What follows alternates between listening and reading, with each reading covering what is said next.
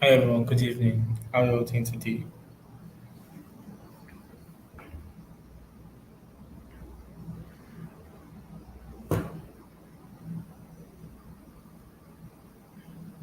How was that day?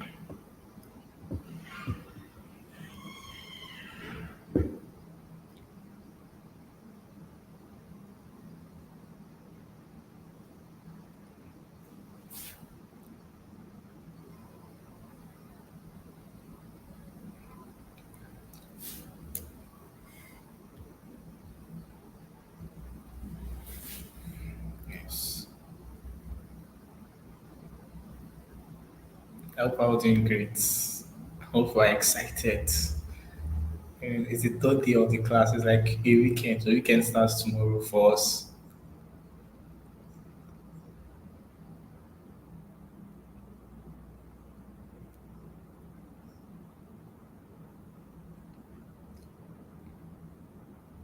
Yeah, good evening everyone. Good evening, Shirley. Um, so just a recap. Let me see who's with us. What did we do yesterday? Can you remind me of what we did yesterday?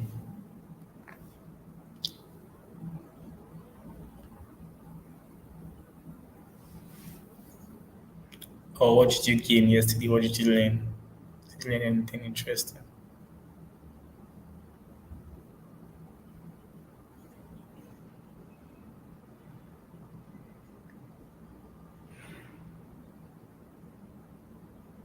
Yes, thank you, Esther. We talked about marketing and networking. Yes, sure. We talked about marketing and networking. Yeah, thank you.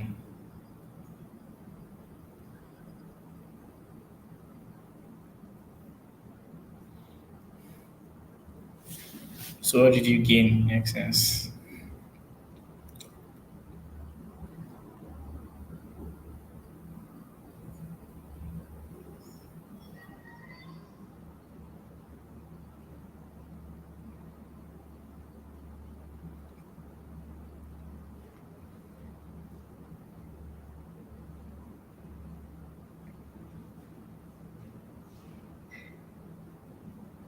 Yes, good evening, Uchayo.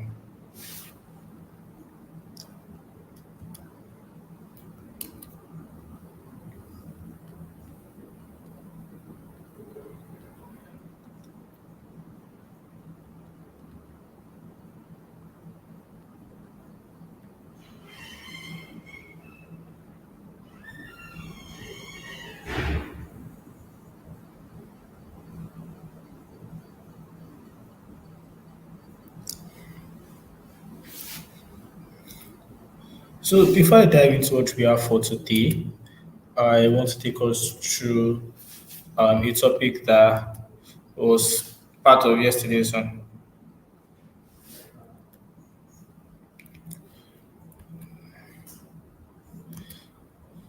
So, building client relationships as a virtual assistant. Building client relationships as a virtual assistant. We spoke about building client relationships a little bit yesterday, so I just want to finish and get a bit more deeper into that, say dive more into it. So, why do client relationships matter? So, strong client relationships are the backbones.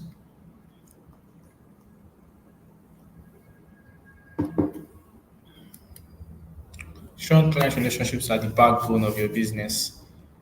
So, spoken about when you build trust, when you build trust, you build when you build trust and credibility with clients, they will not only come back to you, but they will also even go as far as referring others to you.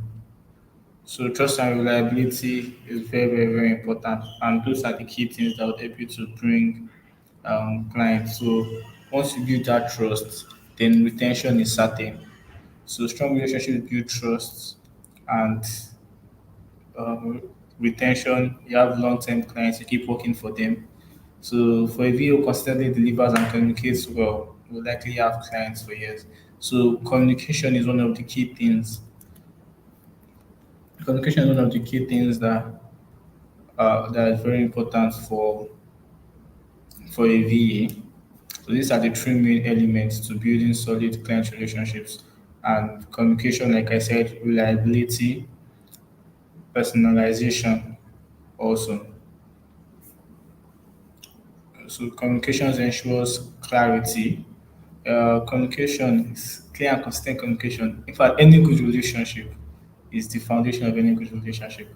So it's important to set clear expectations, be transparent, and always keep clients updated. It is really important to set clear expectations from the start and also keep clients informed with updates and progress. You can be sending weekly updates, monthly updates, and give them progress on the tasks that you have been assigned and what you have been to.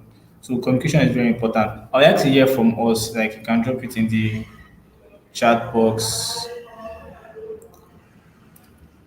You can drop it in the chat box. Have you ever had a project go wrong because of miscommunication? So if you've been working on something before, I'd like to hear how miscommunication actually affected it, probably in a project, in job, at school, whichever of them. Which one have you had go wrong because of miscommunication?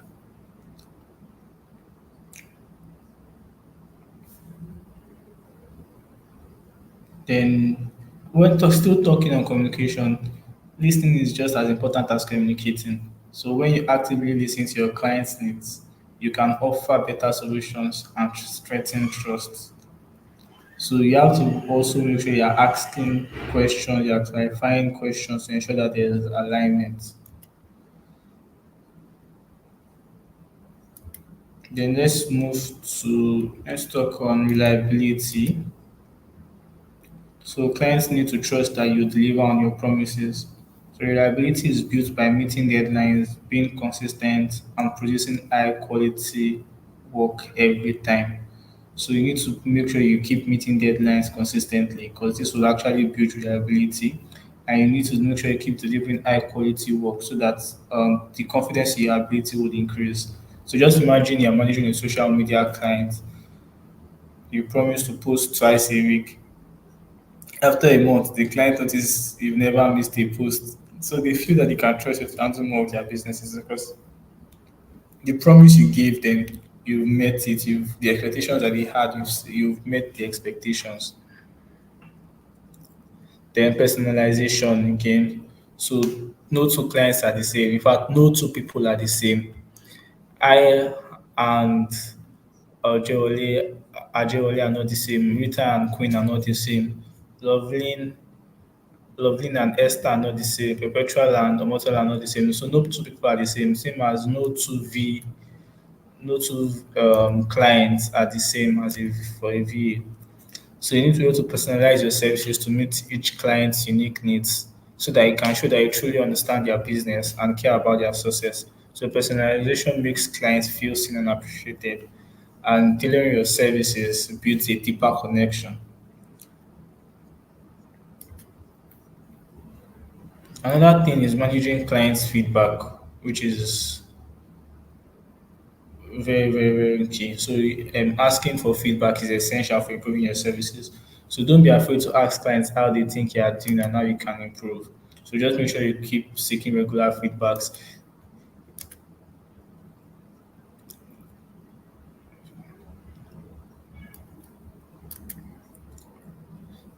The I think a lot of people are usually skeptical of asking for feedback because they are afraid of criticism. But you shouldn't be afraid of criticism. Don't be afraid to ask your clients how they think you are doing. In fact, if a client criticizes you, then you know that okay, this is something you need to work on. That is if it's a constructive criticism. So you know that is something you need to work on. So probably after completing a project, you can send a short survey asking clients for feedback on your service. I think I'm sure like that Incubator has done it a number of times, asking students for feedback on surveys, asking facilitators for feedback on surveys. So that's how you can get feedback, and that is how you can actually improve. Because give you feedback. You keep on improving.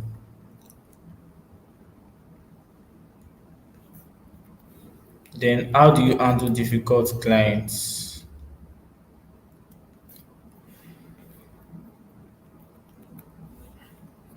How do you handle difficult clients?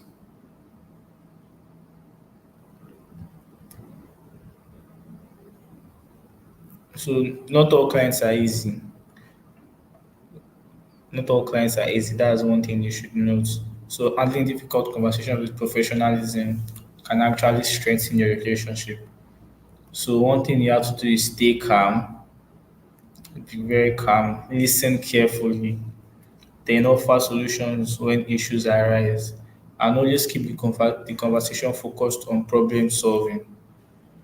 So, imagine if a client is upset because a task wasn't completed to their expectations, instead of getting defensive, listen to their concerns and apologize.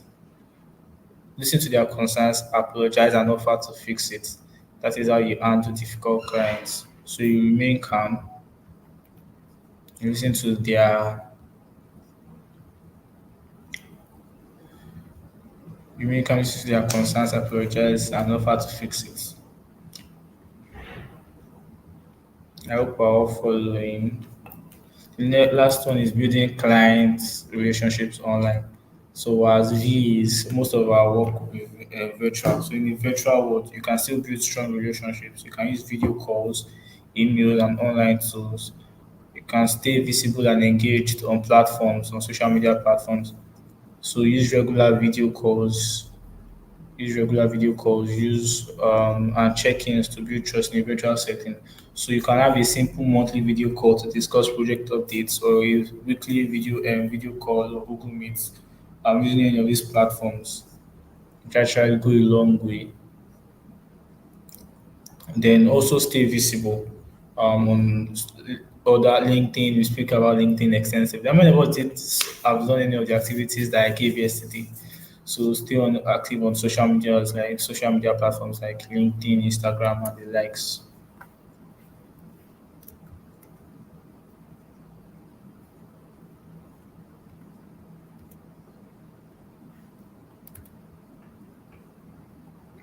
Yeah. So that was just I was just wrapping up something for yesterday. So this is what we have for today: sales strategies, proposals, and contracts. And I think it's going to really be interesting. Okay, so Queen did the activity yesterday. I'm glad that we are all following. Glad that yeah. So before I continue, I think I asked the question for those if there are any accidents here. So I might have an opportunity for you. So just reach out to me if there are any accidents here. You can send me a mail. I think I shared my mail um some weeks back. So if you still have it, you can check any of the first notes should be there.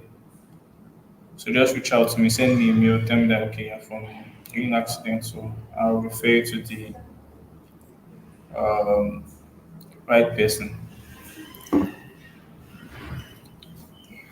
So sales strategies, proposals, and contracts. Yeah, someone loves the topic of today. Yes, that's good. We also love today's topic.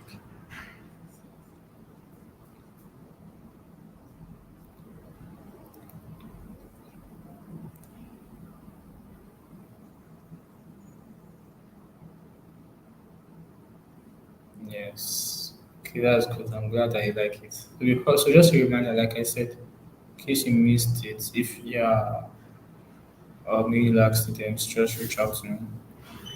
Um, so what we have covered so far, we've spoken about creating a professional profile, online presence. We've spoken about marketing, spoken about networking and building client relationships. So I'd like to hear from us which ones are our favorites of what we've spoken about this week. Is it the professional profile? Which topics are our favorite? Professional profile and online presence, marketing, networking, and building client relationships. Yes, I'm glad that some of us are enjoying the topic for today. That's great. So what we're going to talk about today. talking about sales strategies. We talk about pricing and proposals. So I'm going to tell you how to price, choose the correct pricing, how to choose proposals, how to create proposals, and also about contracts and legal considerations.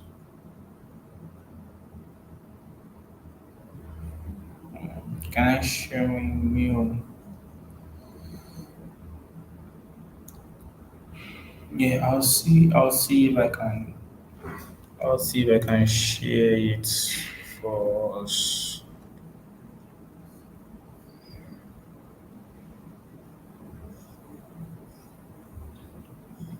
I'll see if I can share the mail before the end of this class, or you can, or I'll have the team send it to you.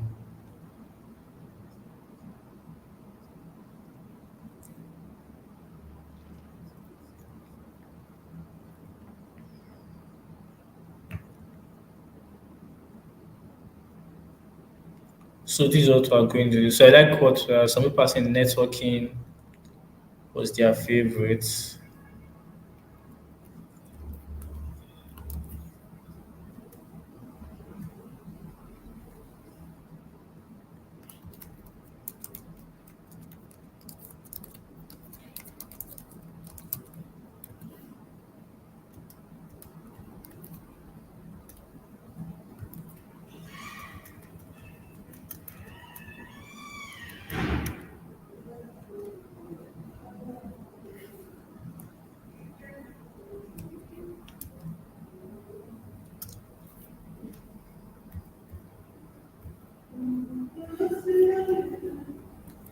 So for those that ask for my mail, this is my mail. Lovely. Let me know when you've gotten it. So only if only like two or three people did. Um, okay, you can reach out to me if you're an alumni. But I'm not certain. But yeah, you can reach out to me if you're an alumni of Black. Thanks to Felicia. Yeah.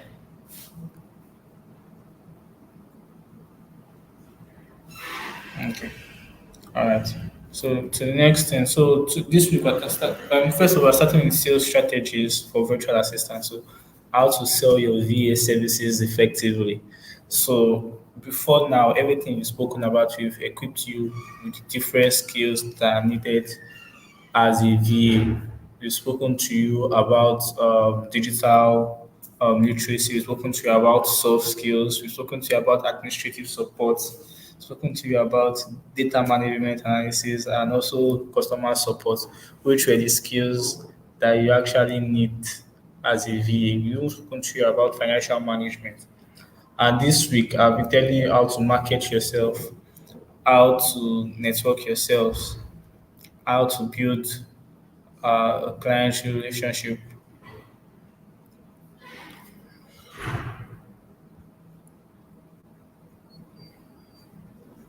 So now I'm going to tell you how to sell yourselves effectively.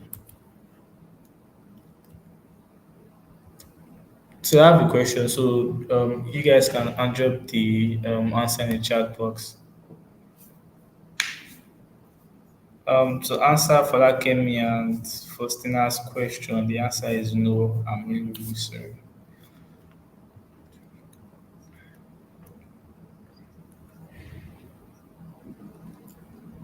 So I'd like you guys to tell me the difference between sales and marketing. So what is sales?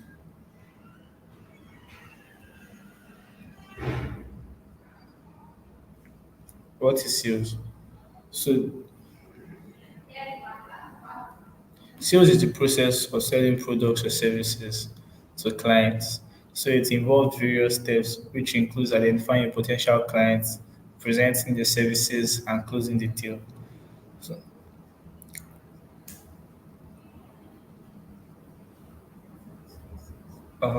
So, focus on needs. Successful sales focus on understanding the client's needs and offering tailored solutions.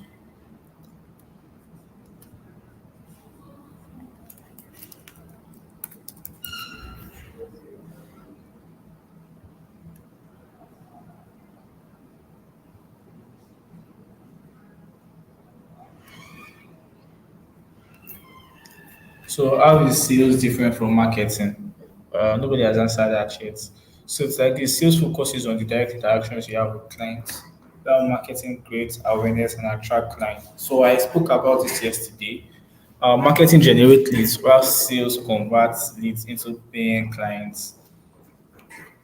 So I spoke about sales focuses on direct interaction with clients. So think about okay, the everything we spoke about yesterday, networking, putting your content on social media, creating an email list, posting on LinkedIn, posting on Instagram, writing articles, blogs.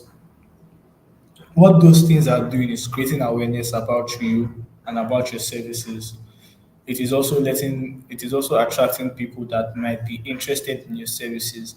So I came online now and I saw a blog done by one of the students. Yeah. So I'm interested, I'm attracted. So like I said, think of marketing as bait that attracts the fish.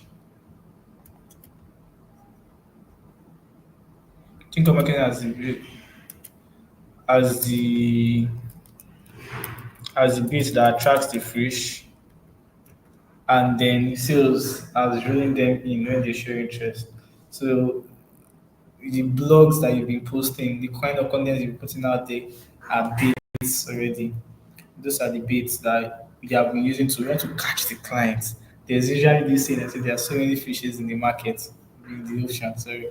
So you're trying to catch these people. So marketing plus sales is equal success.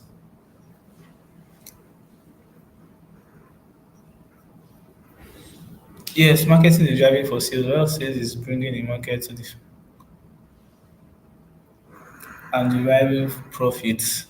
Yes, so your response, marketing is driving for sales, while sales is bringing the market to the final consumer and deriving profits. Yes, you can it is, but there's I have an issue with bringing to the market to the final consumer because with marketing, you're already bringing the markets to them. You are not just closing the deal. So that's just it. That's what I'm talking about now. So marketing generates leads, and Queen, please stop spamming the comment box. Marketing generates leads, while sales convert leads into paying clients.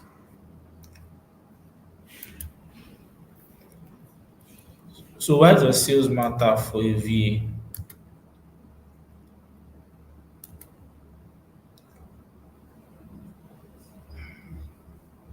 Why does sales matter for a VA?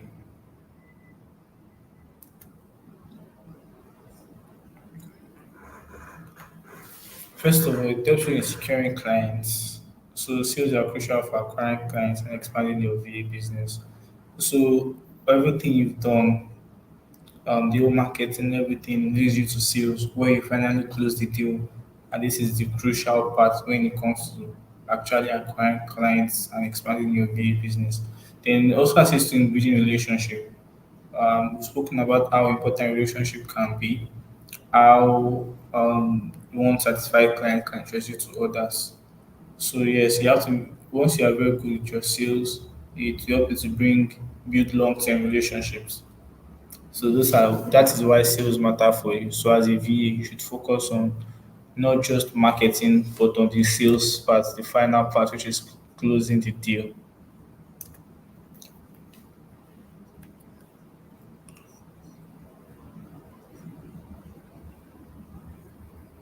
So once you identify your target audience now, once you know the people that you are trying to target, next step is building rapport.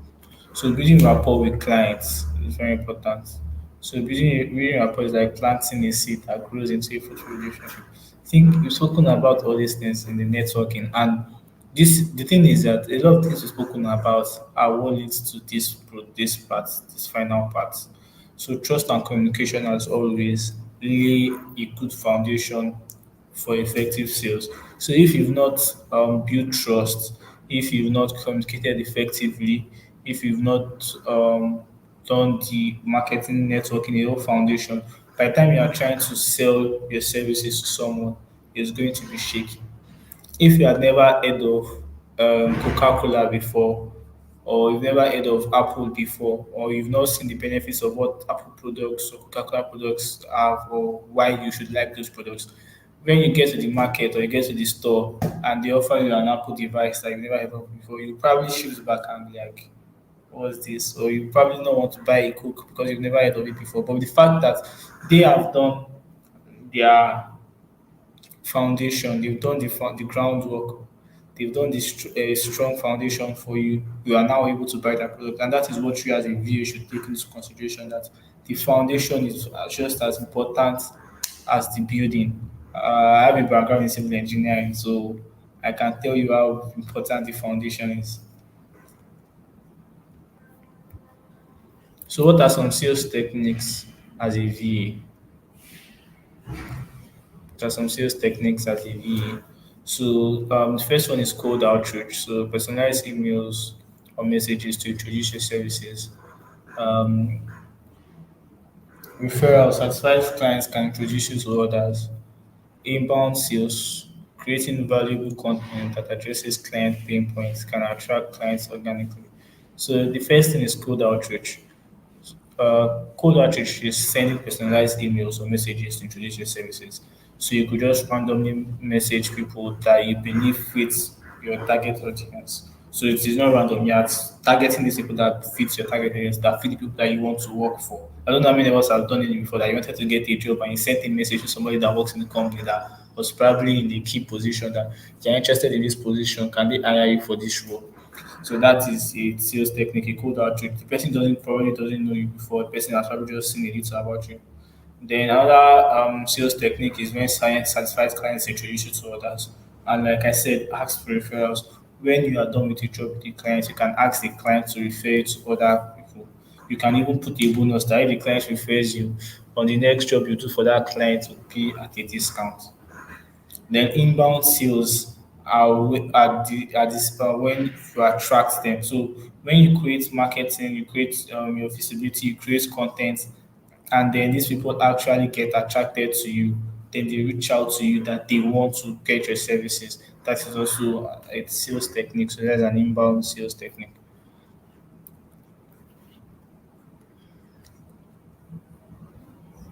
So understanding your client's needs, what problems do your ideal clients encounter that your services can solve? So, for instance, if you are targeting busy entrepreneurs, they might struggle with time management, and your role could be to help streamline their operations.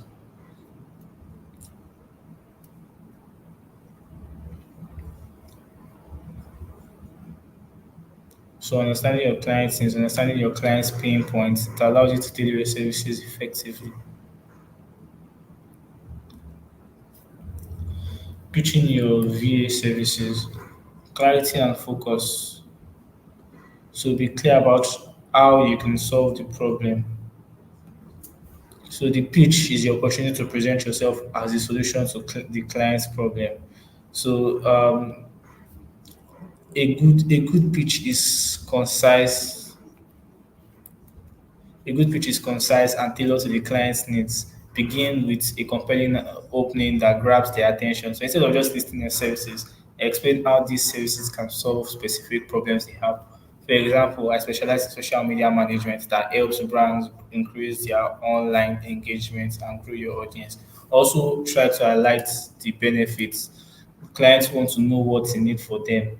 Focus on the benefits rather than the features of your services. Explain how your work will save them time, reduce stress, or contribute to their success. So those are the key tips to make sure that you are pitching effectively. So imagine you are pitching to a client who struggles with managing their emails. Instead of saying, I can organize your inbox, you could say, I can help you reclaim hours each week by managing your emails effectively, allowing you to focus on growing your business.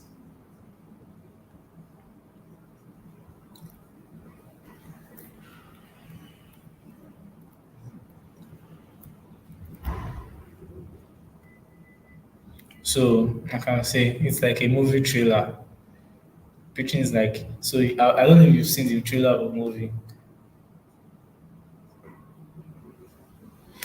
Say if you've seen the trailer of the movie, I don't know. I know we are familiar with a lot of movie trailers that will be like, when we finally watched the movie, it didn't live up to the hype that the trailer gave it.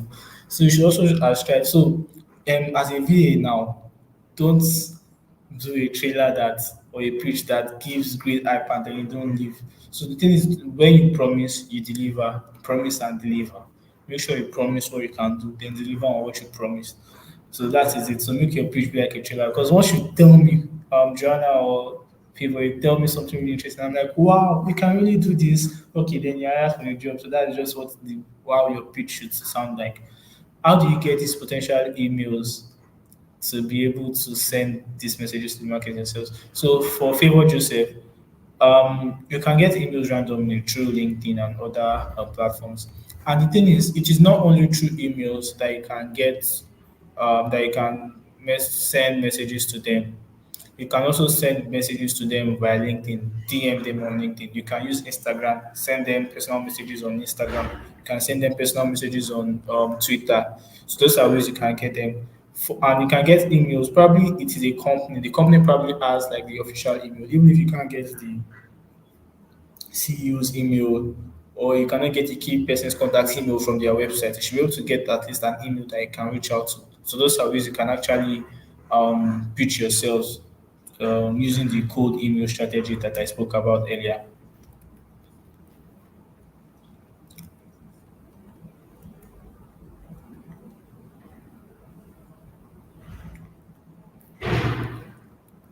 So how do you handle objections? So objections are a natural part of the sales process.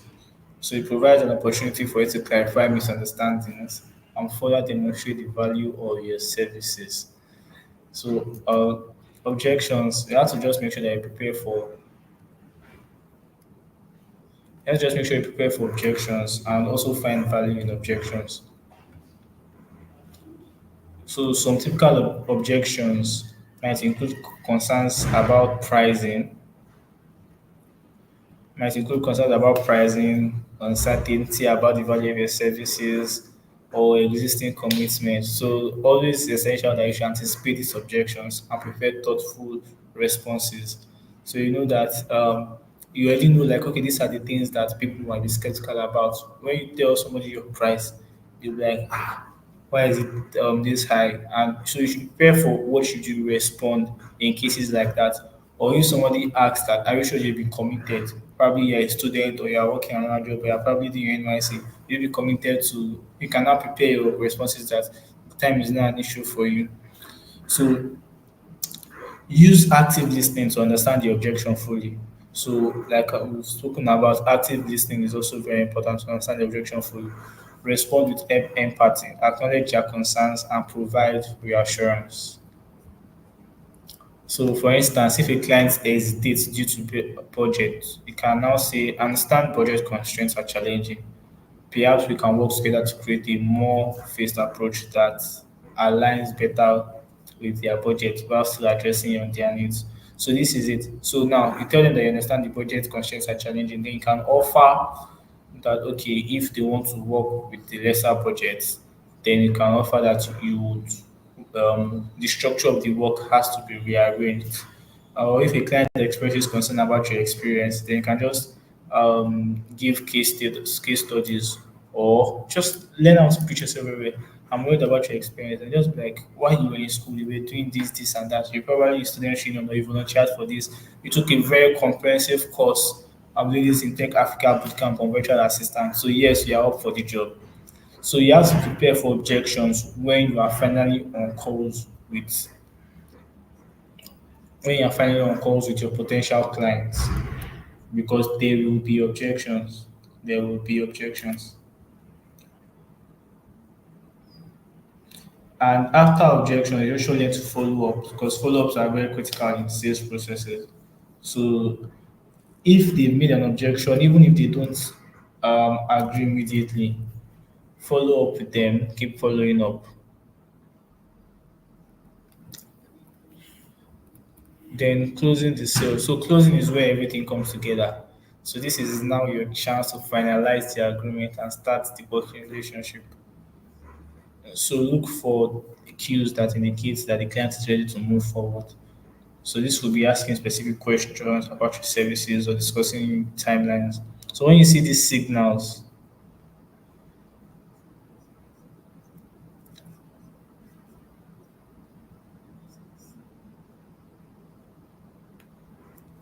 Omotola, I don't think that is a job that you got. Omotola, that's not a job. Uh, Probably do more due diligence, but from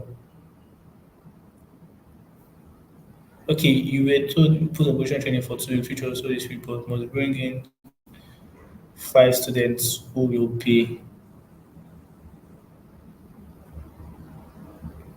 I'm not sure. Probably you just need to do your research more on the job that you are offering. So for closing the deal, like as I was saying, summarize the benefits, align your services with the client's needs. So call to action. So ask for decision in a friendly manner, such as how does this proposal sound to you? Then you're closing the deal, make sure you align your services with the client's needs. Summarize the benefits discussed and directly ask for the so another example could be like based on our conversation, I believe I can help you achieve your goals. Are you ready to move forward with this proposal? Or another technique is a trial process where you ask, okay, what do you think about the proposal?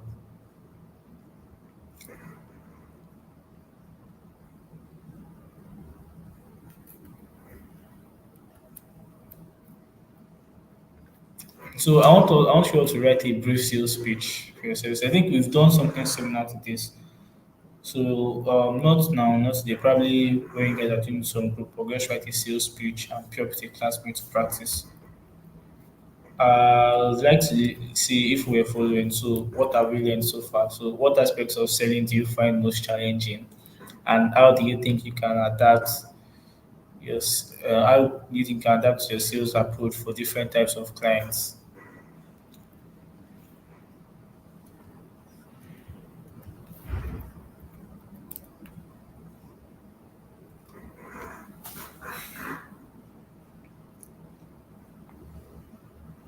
So, I want us to answer the first question: like, which part of selling scares us the most? Which part of selling do you think we find the most challenging? And also, you recap what have you learned today? What is sales, and what is the difference between sales and marketing?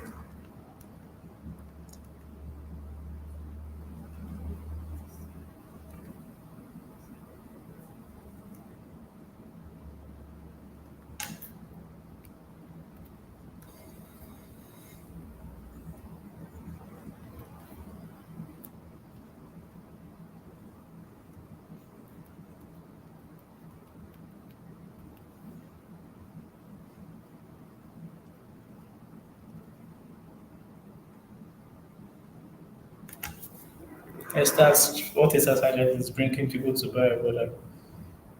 Everyone's challenge is pitching sales to clients.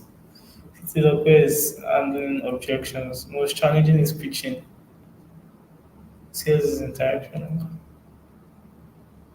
Locating the most potential clients is the most challenging. So let's talk about why do we say pitching is challenging? For those of us that feel like pitching, why do you think it's challenging?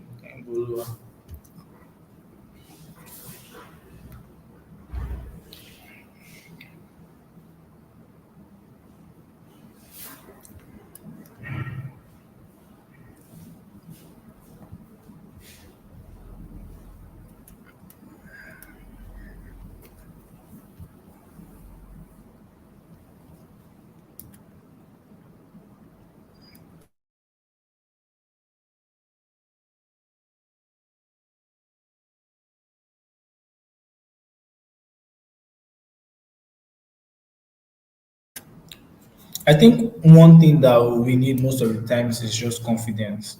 So we need to be confident in ourselves. So when you are trying to pitch, some people would say imagine the other person naked, but I don't know if that's the best thing. But the main thing is to be confident. So think about it. What is the worst that can happen when you pitch yourself to someone? What is the worst that can happen?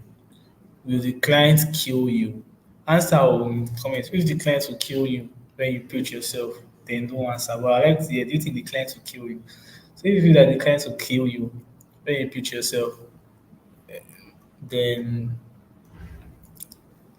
it's like so just know that it's like you apply for a job. The worst that you can get when you apply for a job is that they tell you that there's no vacancy or they are not you did not qualify, you did not get in. So the clients will not kill you. So just go with the mindset that okay, worst comes to worst, the client says no. Yes, thank you, Esther. The client is going to say no. That is the worst thing that it will happen, and you would learn. You can now you can when the client says no, you can ask for feedback. You can ask for feedback. Joanna, they will not kill you. It doesn't feel like you're dying. Don't worry, just keep doing it. So if the client says no, then you ask for feedback and you can use the feedback of the client. Okay, why do you say no? The client can say it's because of your pricing. The client can say it's because she doesn't feel you have enough experience. The client can say because she didn't like the content that you shoot out, things like that. You can now use it to improve yourself in in doing different things that you're doing. You can use it to improve yourself in the skills and improve your pitching also. Someone said it's the fear of rejection. So the thing is, when you are talking to clients, always first of all be very confident, be optimistic about it. Then also have a mindset that there's a possibility that this client might say no. So just have a possibility that this client might say no.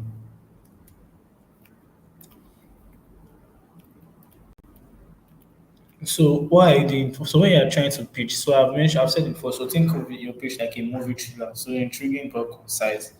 So I'm like, my name is Amos, and I specialize in virtual assistance for marketing and data analyst clients.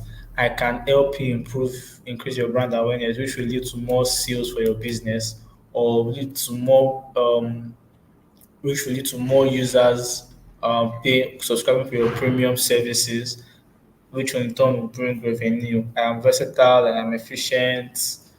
I could help you save time. I'll help you make more money. So, pitching your VA services, you have to be clear about how you can solve specific problems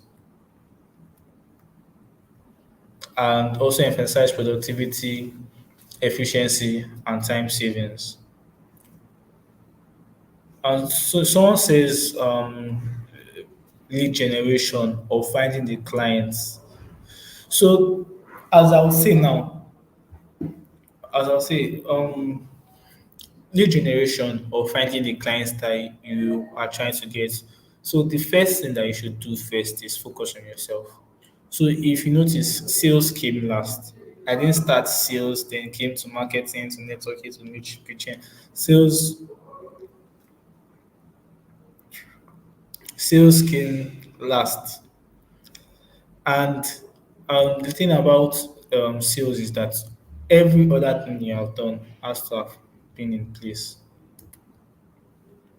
Every other thing you are doing has to be in place for sales to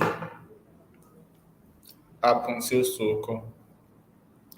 So look at it this way now. Like I mentioned, I gave an example.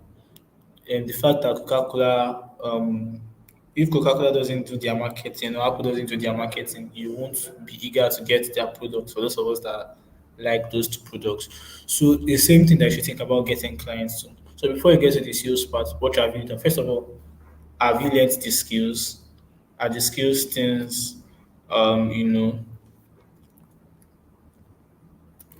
have you learned the skills? Have you done jobs? Have you done experiments? Done probably a few practicals just on yourself. Just give yourself self projects. Then I'm talking about finding clients now. Then putting your content out there. Are you putting your content out there? Are you putting information out there about your product? Do people know what your products, what your services are about, what the services you are selling. So first start that. Then once you've done all this, you can now move to the sales part. You can now start getting the clients. And how you get the clients is okay. Who interacts with your content? Who comments on it? Or who do you think is always who are your followers? Who are people following you? Those are your potential clients. When you go for networking events, the contacts you've made there, the contacts you've made in networking events and potential clients, look for companies that fit the kind of service that you're trying to offer. Look for companies that fit the kind of service that you're trying to offer.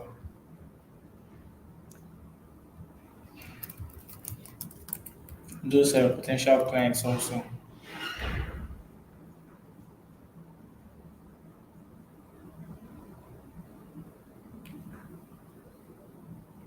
Someone said the clients might even snub you, then you feel the red part. There's something I want to say. So there's this thing I read one time, and it was by someone popular in the tech space, and he said something that he has this approach whenever he gets rejected from a job, and I want you to think about it so that whenever they send you a rejection mail or the client rejects your proposal, just have in the back of your mind that this client doesn't know what they are doing. This client is going to suffer. No, no, not suffer in that sense, but just know that this client has missed out a big one because you are a big one. You are one of the best. So once you have that confidence in yourself, then you have that feeling that okay, yes, people might tell you no, but just know that okay, the fact that they told you no means they are missing out and they don't know what they are missing out on.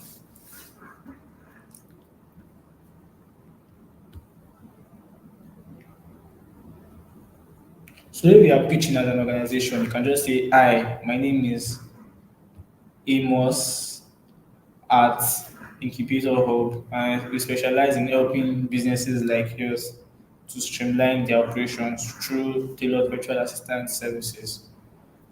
And then you can now ask them to tell you some of the issues that they have, or even if there's no time for them or you know the issues that they have, you can now say that based on the issues, we believe that we can help you in administrative support and in project management. Then you can now be like, okay, what sets you apart?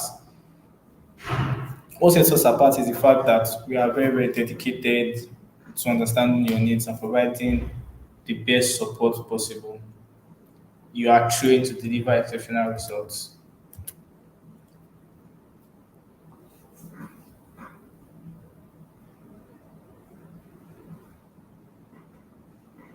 Yeah.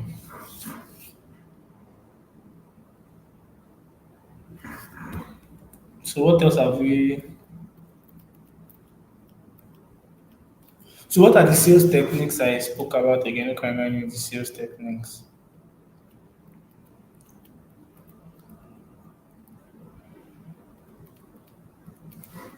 I think I mentioned three sales techniques.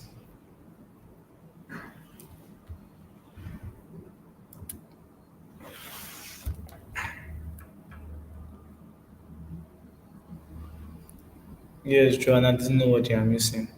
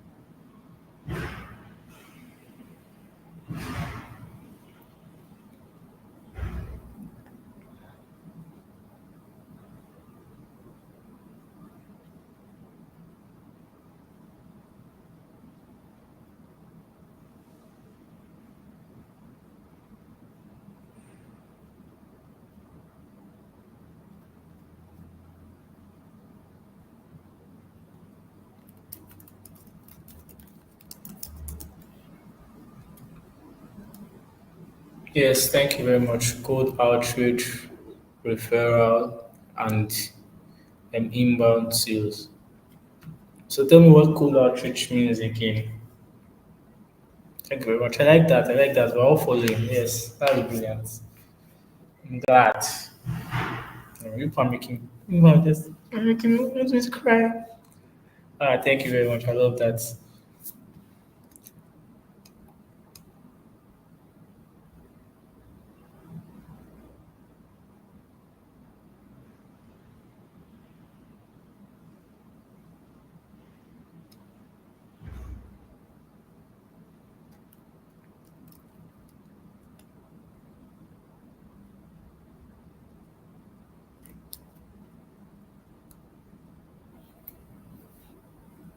All right.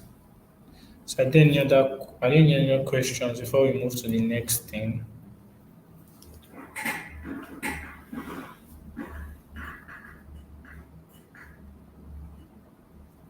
I think we'll be going for a break in the next 10 minutes.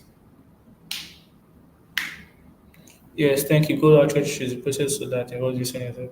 Um, yeah, reaching out to the potential client by mail.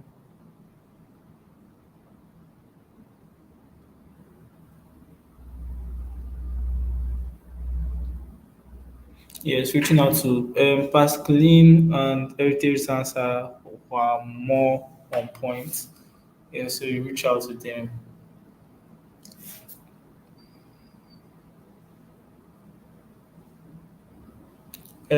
Queen, I've answered your question. So if you missed it, maybe you can check the replay again. You've asked this question before, and I've answered it.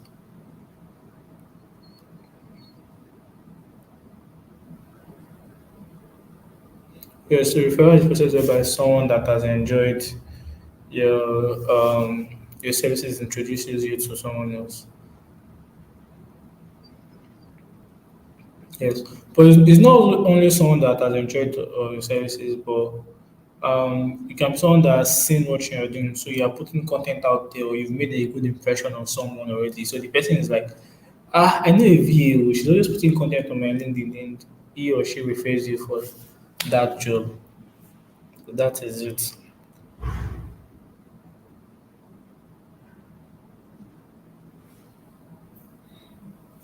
So next, we're moving to pricing and proposals for virtual assistants.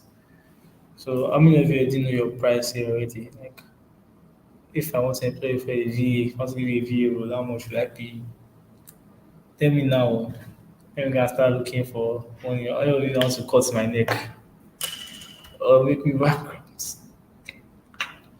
So we're talking about pricing and proposals for virtual assistants.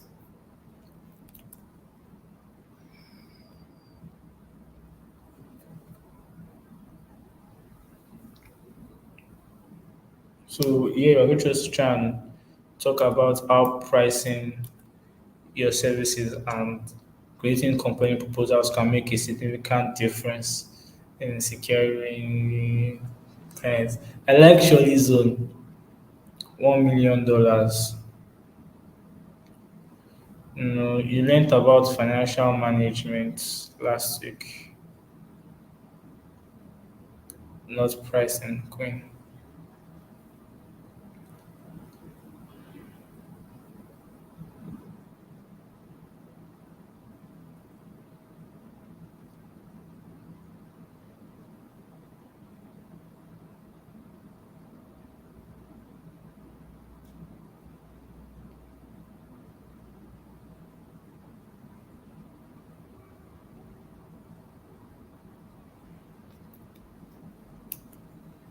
Thanks.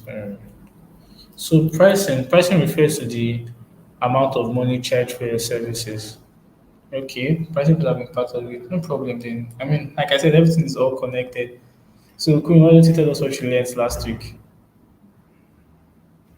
If you mentioned pricing, so what did you learn on pricing?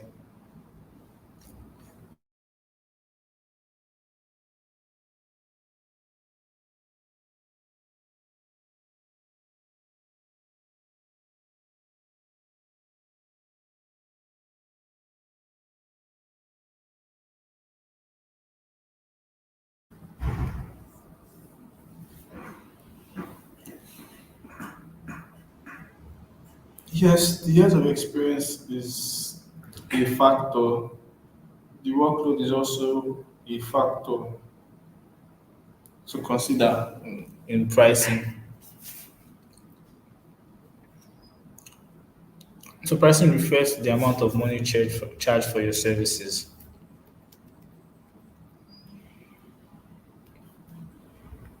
It can significantly impact your business profitability and client perceptions. Yes, your skills, your workload, and your experience are also very good factors of pricing.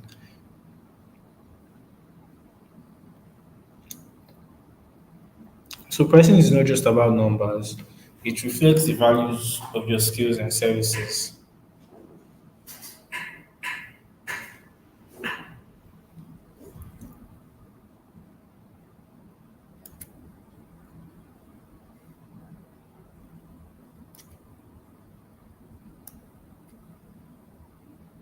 So a lot of people are actually struggling with this part of their business, but understanding how to price your services appropriately is very crucial.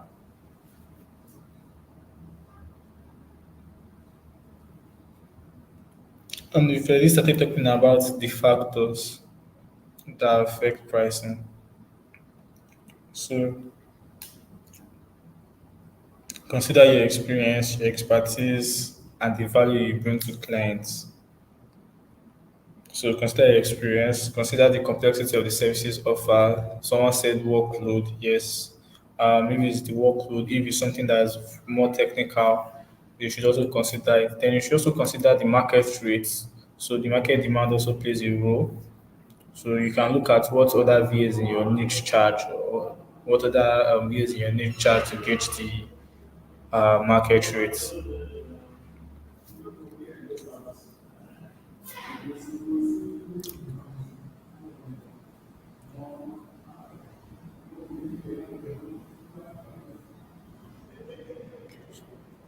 So out of these factors, what factors do we think?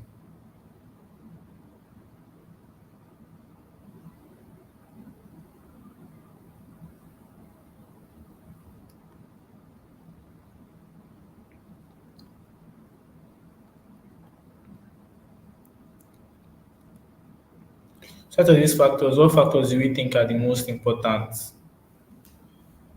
What factors do you think are most important when determining how to price your services?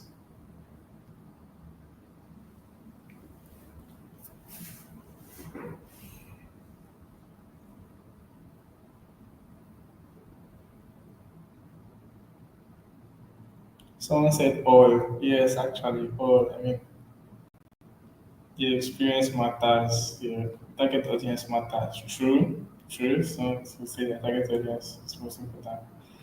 Complexity of tags is most important to Pascal. Yes, pricing also depends on what other virtual assistants are charging. Experience and market rates, complexity of services and offer, and your skills. So, I remember years ago I had a mentor when I was struggling with pricing for salary. I think I was for a job that I was getting, and he advised me that this is funny that just charge the amount that you know that when if they stress you and stress you and stress you, you just look at the money that they are paying and use that to console yourself that okay, yes, this money is worth this stress. Oh yes, all factors are important. The complexity, the market rates, the target audience.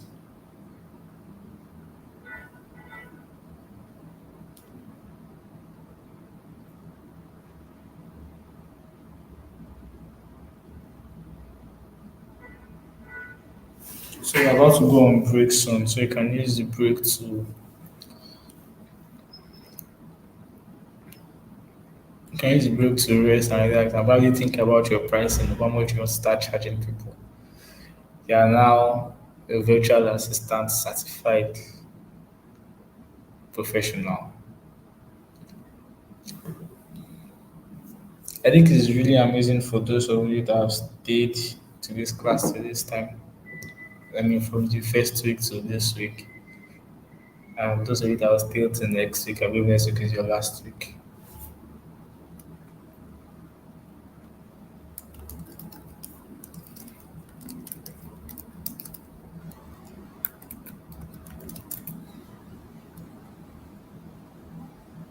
So see you after the break.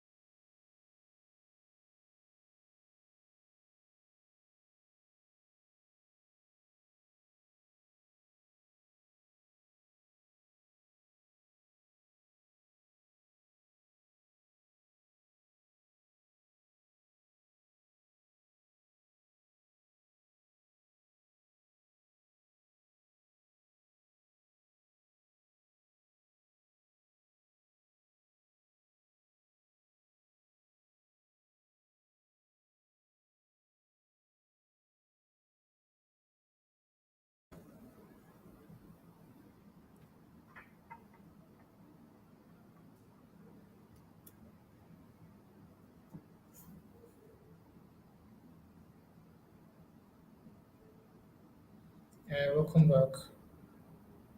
Welcome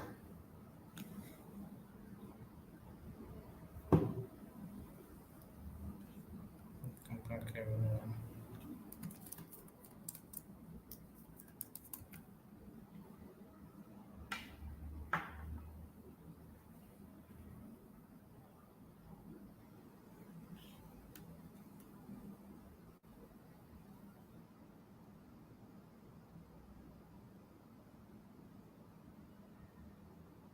Welcome back. If you're back, let me know. I'm back. And if you're not back, let us know. Like, we should wait for you.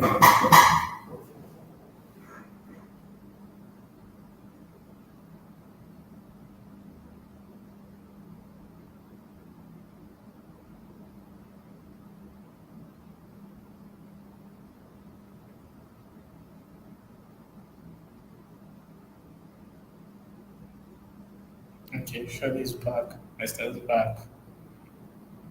I'm like three more. People is back.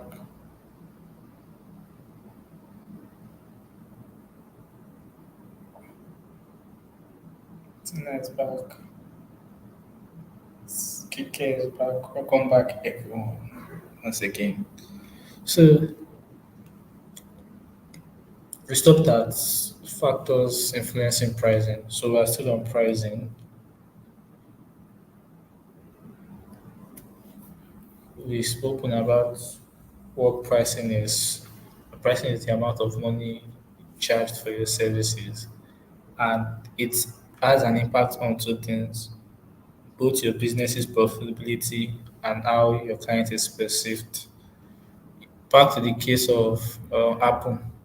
Apple's price is both giving them high profit margins, and also they are perceived as a high value brand. So when you're thinking about pricing, these are things that you just have to consider.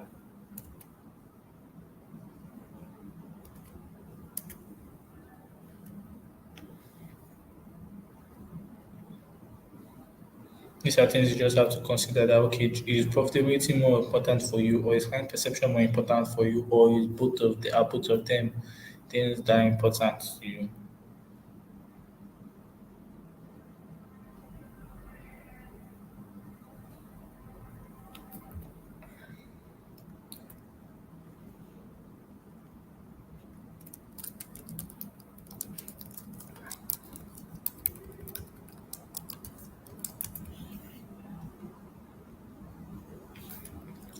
So now let's move into the pricing models for VAs. So there are several pricing models you can consider.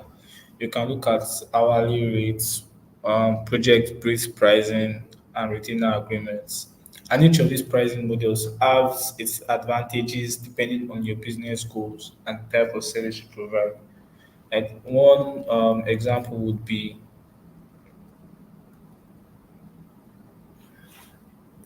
if you provide social media management, so you could have a retainer model that will provide a steady income while ensuring you are available for ongoing support. So the several pricing models again, hourly rate, which is charging clients from for the time spent on their tasks. And this model is straightforward. But this model is straightforward but may limit your income potential while having a flat fee. So having a set price for a specific service or project, and this can be very beneficial to for both parties as it provides clarity on costs. Then you can now have a retainer fee whereby clients pay a recurring fee for ongoing support. This model provides a steady income and helps build long-term relationships. So pricing isn't just about covering your cost, it's about conveying the value you offer. Think about the outcomes you can provide: saving time, increasing productivity, or reducing stress.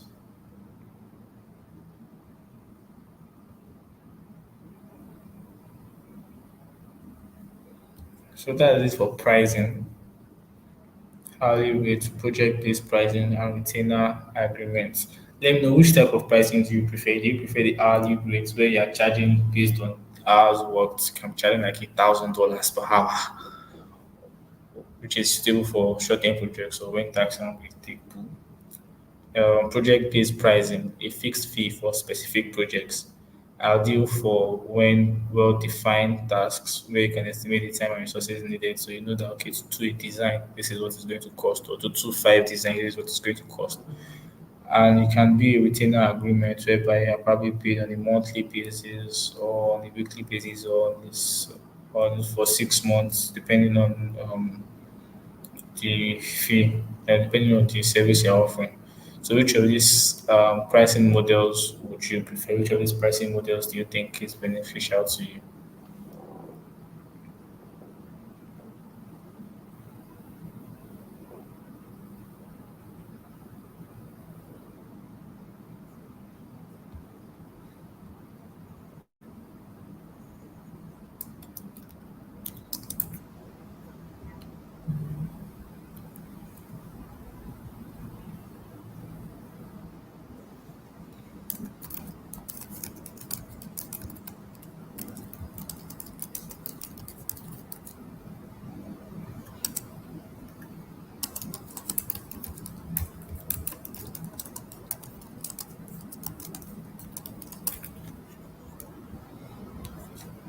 A lot of people are saying how a lot of people prefer hourly. That's interesting.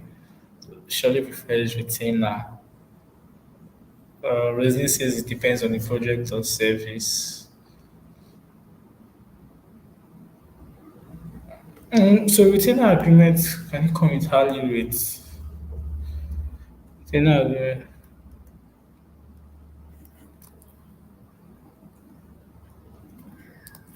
So why would we want to have retainer agreements with hourly rates?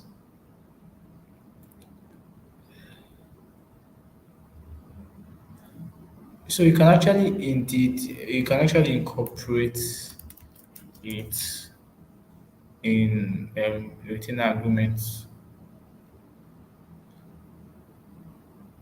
So the retainer agreement is when the contract pays or a client pays you in advance for a specific number of hours of your services each month. So for example, now the client can pay a fixed fee for a certain number of hours. So if the client pays you um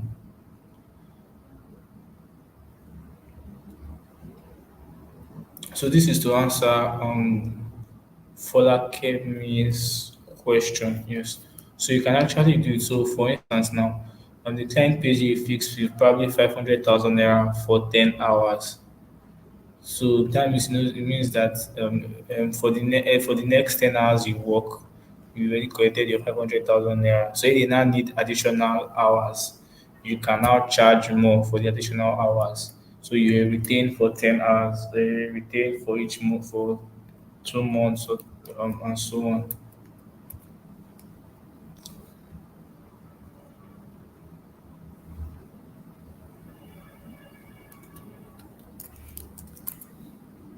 I hope that answers your question for that, Kim.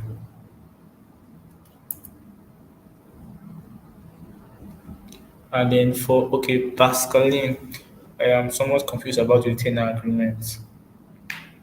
Please, can you give a scenario for this? So, a scenario for this is, let's say you now, Pascaline, as a virtual assistant and you offer social media management, probably administrative support.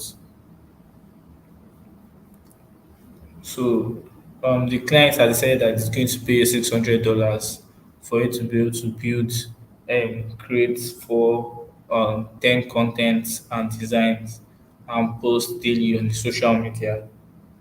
So you've agreed for $600 upfront for all the things you are going to do for him for the next few months.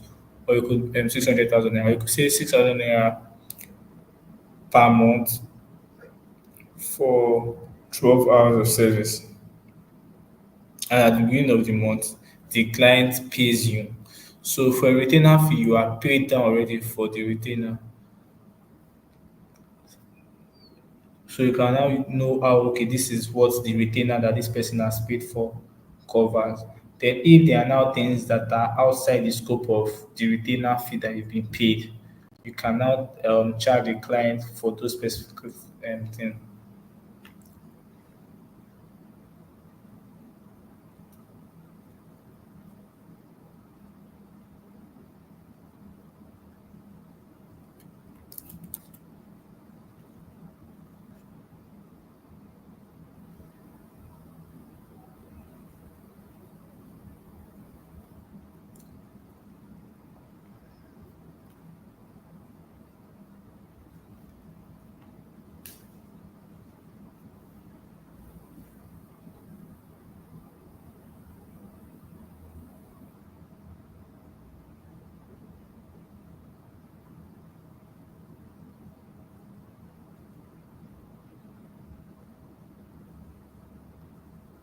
So let's move on. So an example, like I've said, the client may pay a monthly retainer for 10 hours of VA services each month, ensuring they have your support as needed. So now let's move to your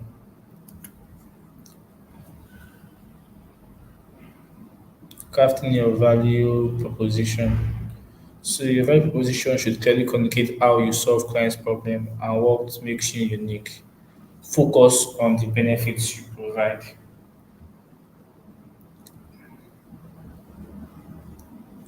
And we've spoken a bit about this yesterday when we spoke about unique selling points and the likes. So we are now diving into how you can create proposals. So a value proposition is a statement that clearly explains how your services solve problems for clients and what makes you unique.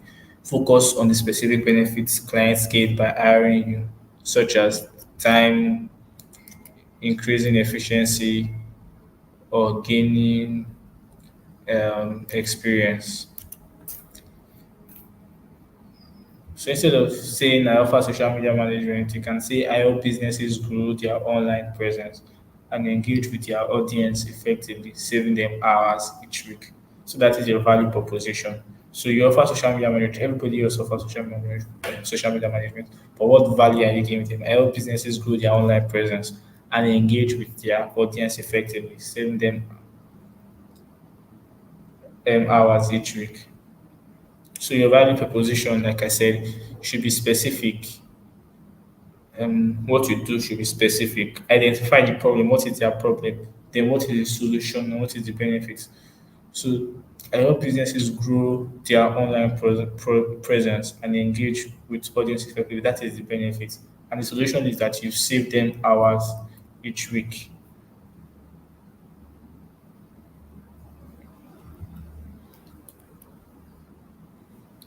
So crafting a winning proposal. Proposals outline your services and terms. They help clients understand what to expect and make informed decisions.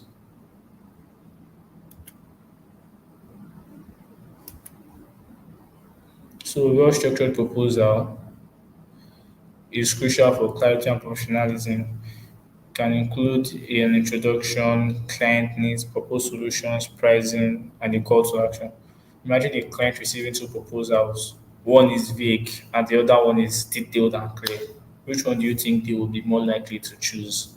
So keep your proposal. So the structure of a proposal, you have introduction, client needs, proposed solution.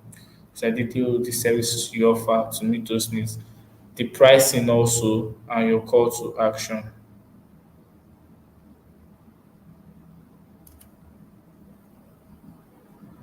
So introduction, you start with a brief overview of your services and your understanding of the client's needs. Then the scope of work, you clearly outline what the services or the summarize what the client needs and the project. Then you propose your solution that okay, this is the service you have that would provide solution for the client's needs. Then you talk about your pricing, clearly outline your pricing structure. Then your call to action, encourage the client to take the next steps, such as scheduling a call or signing the proposal.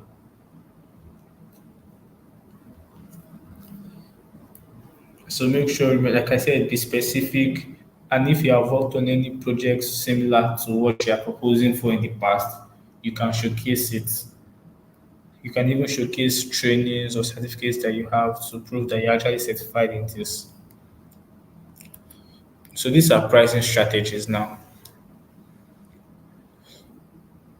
So there are three pricing strategies that you can actually emulate when choosing how to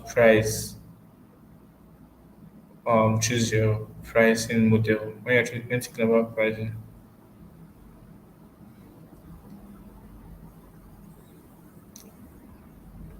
So the different pricing strategies includes cost plus. So for cost plus now, we have cost plus, we have value based, and we have psychological pricing. So your cost plus pricing is you calculate your costs and then add a markup to ensure profitability. So now, imagine if you have to actually spend some money to do something. Probably you have to buy data to be able to do this work for these clients. You can calculate the amount of data you're going to spend. You can calculate the amount of um, the money you're going to actually put into this work, and then add a fee on top as your profits. So you now had like, okay, this is what it's going to cost. Then you add something on top to make sure that okay, it's actually profitable for you. Then value-based pricing, you set the prices based on the perceived value of your services to the clients rather than just your cost. So you like the way Apple is setting high prices based on the value that is perceived. So you can convince your client, like I talked about, your pitch is like a trailer. So when you are writing your proposal, you make sure that the client perceives your work as premium services, perceives your view as a premium high class VA. So when they perceive you as a high class VA, you cannot put a value based pricing based on it, not just your cost now. Then you can also have psychological pricing. So this psychological pricing is there's this thing that they say. I read this book, How to Sell to Nigerians by Akin Alabi. It's a very very good book, and the author said that when trying to sell to Nigerians, and it doesn't just apply to only Nigerians, it applies to people in the world. He said that if you make them feel like they are cheating you, they would want to buy from you more. So now if you are familiar with ShopRite, ShopRite does things like this a lot. They will, instead of putting $50, they put $49 just to make you think that, oh, you're actually getting a bargain. So that's a psychological pricing. So you are using pricing strategies that make your services seem more appealing. So you can even put a slash. I don't know if you use seller to get products a lot. Most times there will always be like a slash on the prices. So that is psychological pricing.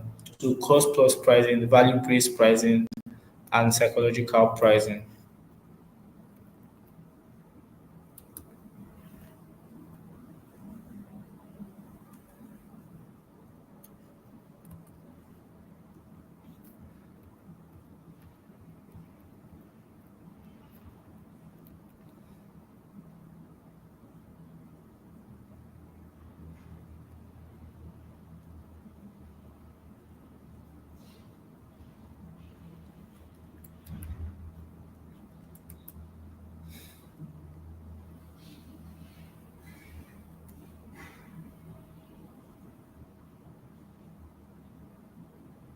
So now talking about negotiating your rates.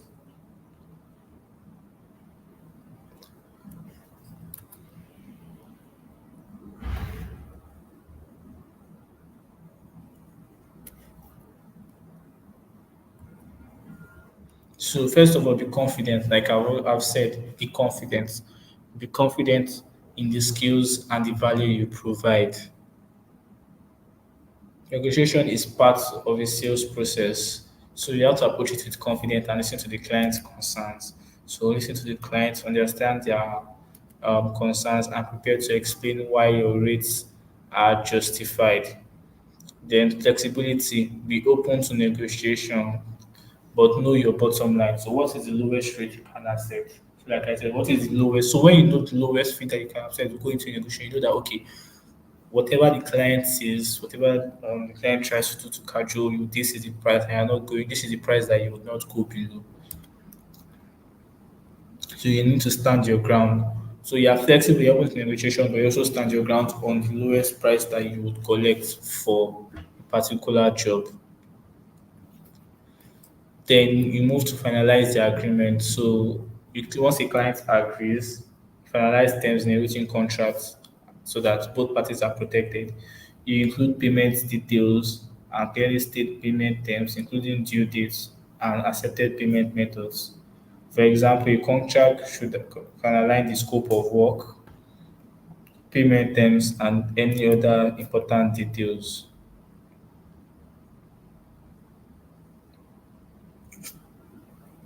just to avoid misunderstanding. So common pricing mistakes to avoid: underpricing, avoid undervaluing your services. It can lead to burnout and affect your business sustainability. So if you are underpricing, first of all, you'll probably need it will lead to burnout. I don't know if you know what burnout is. If you know what burnout is, tell me in the chat box.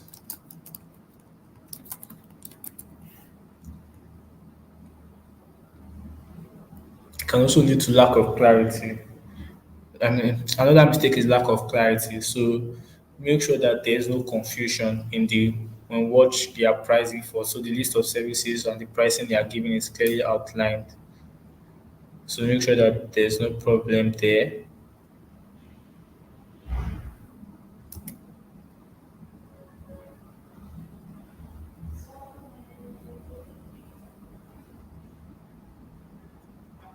Uh, then ignoring value. So don't be afraid to charge what your services are worth based on the value you provide.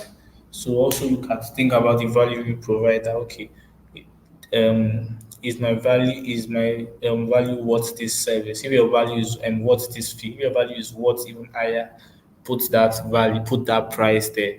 So don't make this mistake. So I was asking if anybody knows what burnout is.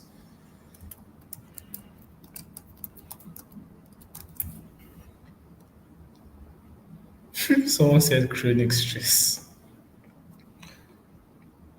So burnout is a state of exhaustion that is like usually caused by stress. Yes, caused by stress, and it also results in decreased motivation. So and you can feel like ineffective and a sense of disconnection from work. So once I complete this, yes, I think we already understand what burnout is. So if you are underpricing, it can lead to burnout because there's a psychological effect there that okay, yes, you are charging way too low and you are doing way too much work for this.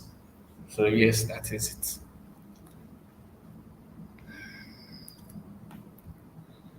So know your worth, like I said, be confident in your pricing and the value you bring to clients.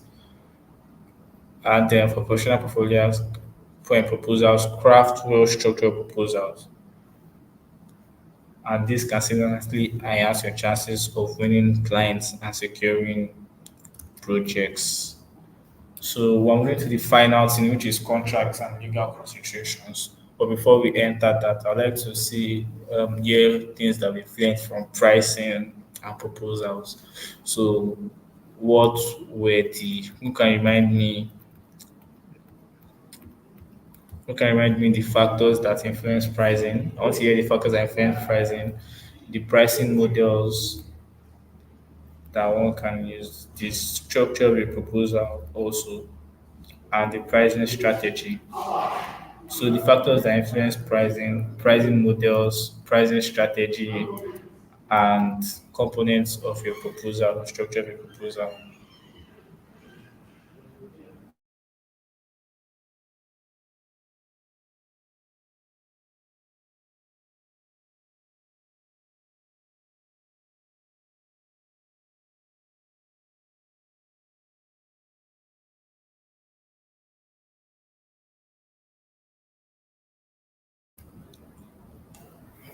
Yes, experience complexity of work.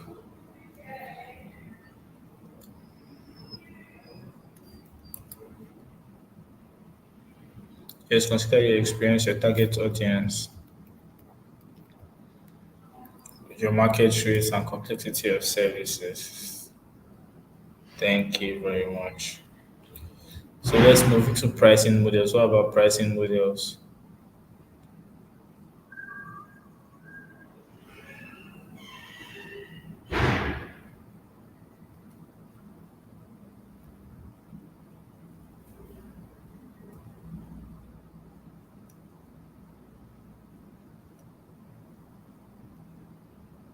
Yes, pricing models, hourly rates, yes. Hourly retainership and project based. Yes, thank you. That's beautiful. I want to applause for yourselves. You guys are awesome. So what about the pricing strategies now?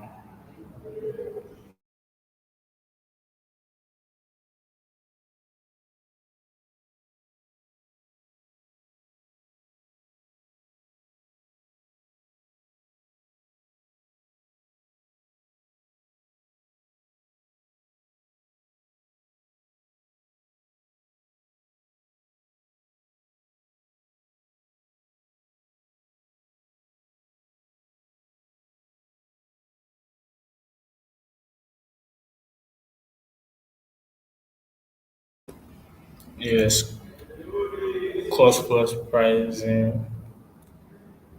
Yeah, what's talking about some of the talking about models. So cost plus pricing, there are two more value based pricing. Yes, thank you, Giovanni. And psychological pricing. Yes, wonderful. Yeah, that's too much.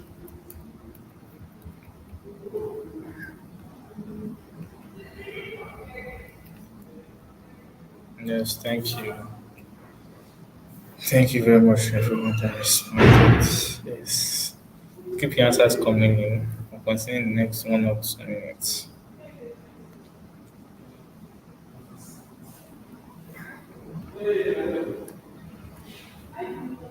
So now, contracts and legal considerations for virtual assistants. So what is a contract? A contract is a legally binding agreement between two or more parties. It outlines the terms and conditions of the business relationship.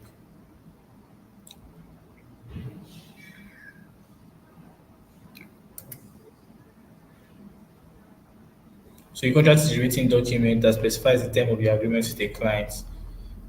So after you've spoken with the clients, after you've done all the dancing around, the marketing, the networking to land the client, then you use sales, you send your proposal with your pricing to the client and you've closed the deal, then there should be a contract.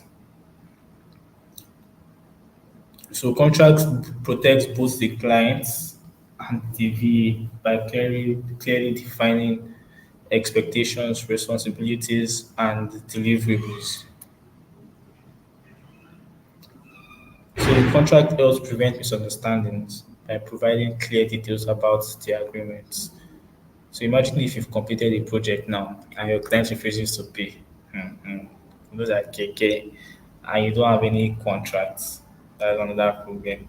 But if you have a written contract detailing your agreed upon payment terms, that would be your strongest defense in a situation like that.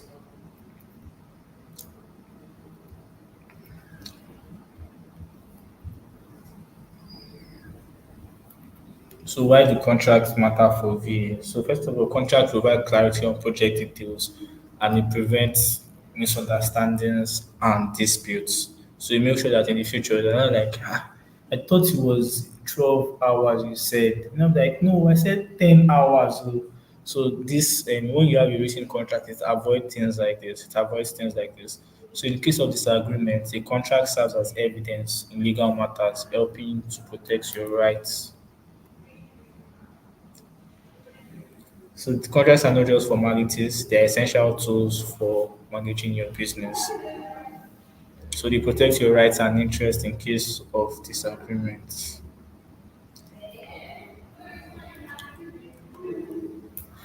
So what are the key elements of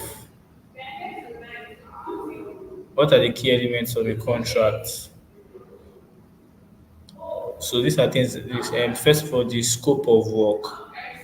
Clearly define the services you will provide. So you be as detailed as possible to prevent ambiguity. So make sure you are detailed on all the services you will provide. Then the payment term, specify the payment amount method, whichever method you want to use. If it's going to be bank transfers, put the account number that it will be um, that the money should be sent to, and also the schedule. So, when should the money be sent? Is it after you've done 10 after 10 hours, or after a month, or after you're done with your contract? Or if it's going to be paid in parts, also make sure that it is stated there. Then deadlines also include deadlines for project completion and any milestones to keep both parties accountable. So you are keeping the payment terms with deadlines. Then also let there be there can also be a confidentiality clause. So you can outline the confidential requirements to protect sensitive information that may be shared during the project. So if you're hired to manage a client's social media now, if you are if you're hired to manage a client's social media, your contract should specify which platforms you handle. It to specify how many posts per week and what kind of content will be created.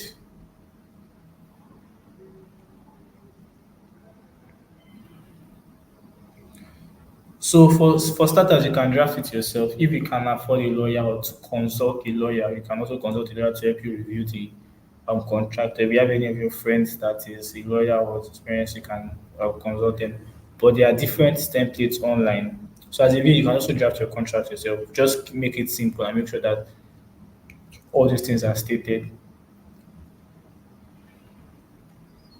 So there are different templates online you can check and use to draft it. So these are additional important clauses that you can add. So besides the basic elements, some additional clauses can significantly strengthen your contract. The first one is intellectual property rights, which defines who owns the work created during the project. So you have to clarify whether clients receive the full rights, or they can just or a license to use your work. So if you created a content for a client now, can the client keep using that content, or you want the client to use it only for the particular project? You can clarify that. You can also put a termination clause. So just in case, specify the conditions under which either party can terminate the contract, including notice periods. So if um, your contract, your client doesn't want to do the you to do the work, the client has to notify you a month ahead or 2 months ahead, or you have to notify the client a month ahead that okay, you're not able to finish this job again. So this will prevent disputes if one party wants to end the relationship early. An indemnity clause also, this clause protects you from liability arising from the client's use of your services or work. So it ensures you are not held responsible for any legal issues the clients may face due to your work. So for example, now is if you create a logo for a client, let your contract specify whether they own it outright or if you retain some rights to use it in your portfolio. So someone mentioned, I think in my class yesterday, someone mentioned about the confidentiality issue of putting clients' work in portfolio. So so the details in the confidential clause in the contract is what to use. So for your question, Queen, anyone can draft the contract. Like either the client can bring the contract, you can bring the contract. So it just depends on okay. So whether the client is bringing the contract, being the one to give you the contract or not, you also have to understand how the contract works and details that should be there, so that you can now tell the client that you read through this contract and you are not happy with like this clause or this section, and have them change it to make sure that it is agreeable. Because if a client drafts a contract, you read it, you didn't understand it, and you sign it, it can cause a problem for you later on. So, what is the importance of written agreements? Um, So why are written agreements so important? So let's break it down. First of all, you avoid misunderstandings. So verbal agreements can lead to confusion and different interpretations, which was the argument that scenario I gave whereby someone said 10 hours, the other person said 12 hours, and there's is now a he said, she said, she says, she said situation. So a written contract provides a clear record of what was agreed upon. So when you write it now, everybody can see that, okay, this is what we have agreed upon. Then professionalism, presenting a formal contract also shows clients that you are serious and professional about your work. So it increases their trust in you. Even for a small project such as scheduling social media posts, having a written agreement can clarify expectations and prevent future conflicts. And even if you don't want to go through all the hassle of creating a project.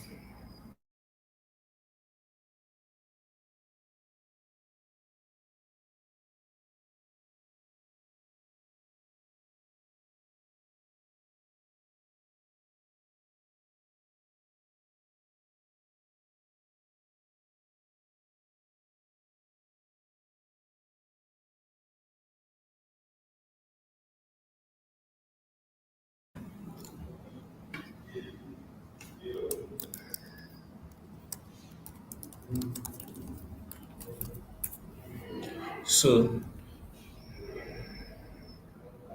yes, solution, you can ask for the clarity of the contract if the client drafts it. If there's anything you don't understand, but make sure you understand and you try to understand it. Make sure you read through everything first. Then if there's anything you don't understand, you can.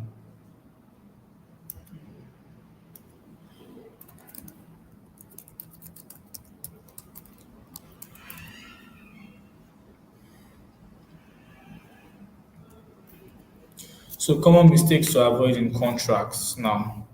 Let's look at some of the common mistakes to avoid. Let's discuss common mistakes to avoid when drafting contracts. Avoid ambiguous terms that can lead to different interpretations. Be clear and specific. Missing key details.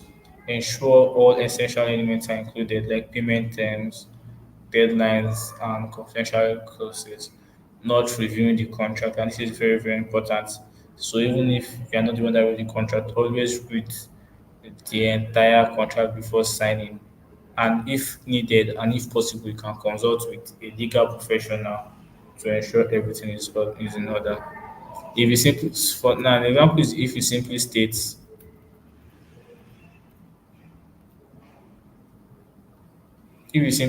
I'll provide updates without specifying how often, the client may expect something different than what you intend.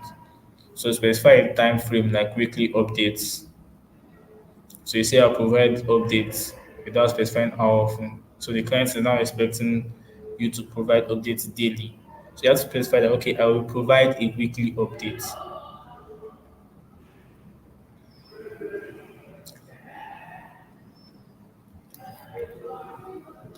So the legal consideration. So you have to understand the legal landscape, which is crucial for protecting your business and yourself. So if you are registering your business, so you can register your business as an LLC, as a name.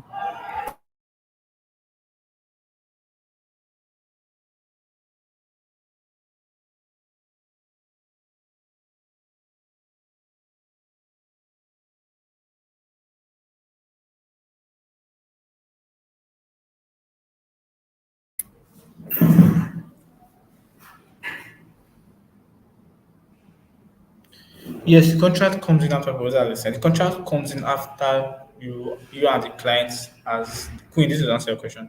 The contract comes in after both you and the client have verbally agreed terms. So the client has agreed to the amount you are charging. The client has agreed to everything you have said you are going to do. Then you now drop a written contract so that there will now be like a record of the agreement in place.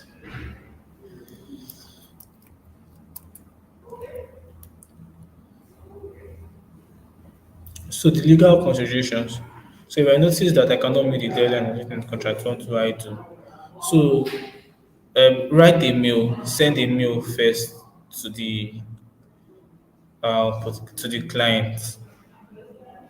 Send a mail to the client or reach out to the client and explain that you might not be able. So the thing is that first of all, make sure that there's everything in your power that you can do to meet up with deadline. But if you cannot, reach out to the client, explain the situation on ground, and try to come to a common ground on how best to go about finishing the contract. So your business structure should discuss the benefits of registering your business and the business. Then also there might be tax obligations also. So if you have to pay tax, if you register your business and you have to pay tax also, it's something you should also do. So you should can also check for licenses and permits. If you're working for foreign clients, there might be things that you might not be allowed to do, so you have to know, like, I mean, you're working for a foreign client, you might not be able to make phone calls to the client's customers, probably because of the regulations in their countries.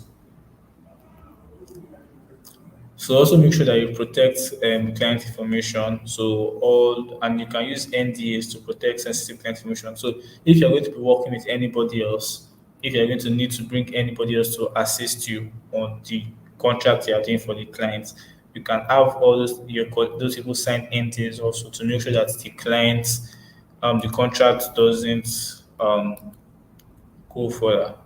So talking about disputes now. So you resolve disputes through dialogue with the client. Like I said, if there's an issue, have a form of open communication with the client. Then you can also consider including a clause for resolving disputes with without court involvement.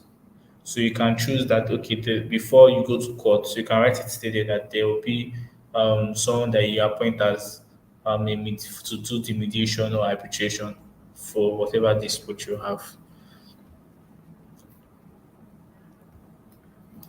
So that brings us to the end. Let me know if you have any questions. So I think we've all used up our time. So let me know if you have any questions.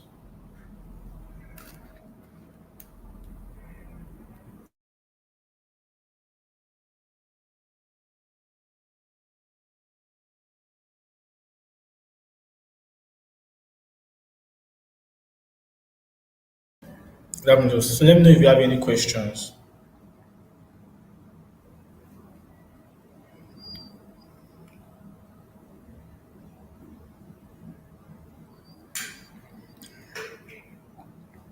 So we've spoken about sales strategies. And if it was a lot, let me know also. Like, yes, it was a lot. That's all we have for today. So I hope you were all able to get most of the things that we spoke about.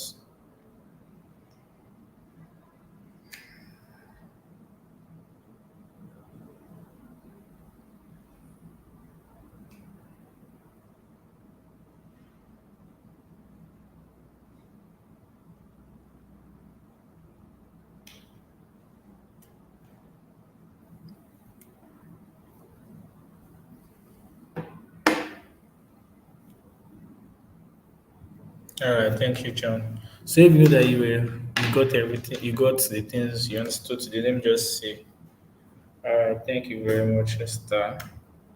I actually said it was a lot. So, well, thank you, Pascal, and thank you, Esther. So the thing is, Queen, anyone can draft the contract. You don't have to contract. So whoever drafts the contract first, the next person reviews the contract, and both parties make adjustments to the contract. So there's no point sending two contracts. Use one contract to make adjustments to that same contract. All right. I want to believe that this was lovely. It's been a great week, Monday, Tuesday, Wednesday, Thursday. Do you know to be shared by uh, your LMS,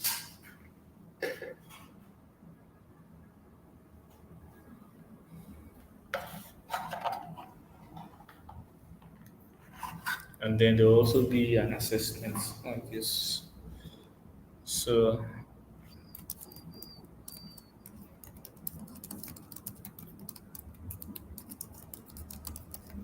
so good night, everyone. Have a great night and enjoy the rest of your night. You don't need more train. Okay, you can say you need more training, treasure, but what you need more is to practice. Um,